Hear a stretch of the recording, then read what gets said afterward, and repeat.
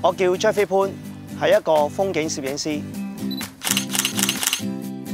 好多人一放假就會去旅行，但係我會選擇留喺香港，周圍去同周圍影。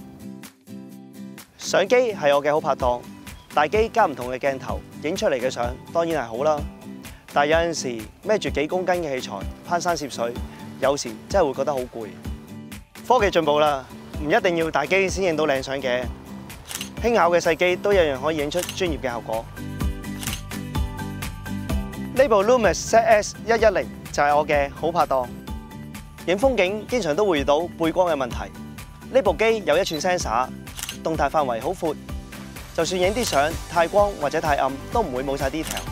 而且佢可以影 RAW 添，出去影相經常都會用到唔同嘅鏡頭，一支搞唔晒就最好啦。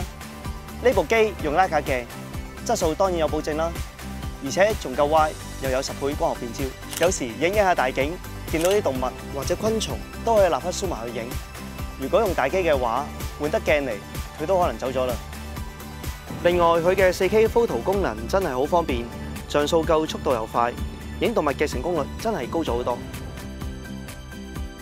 我覺得最好用就係佢嘅 Post Focus 功能，一次過影晒所有對焦區域，之後再慢慢揀。我有時會心大心細，唔知科嘅前景定後景好。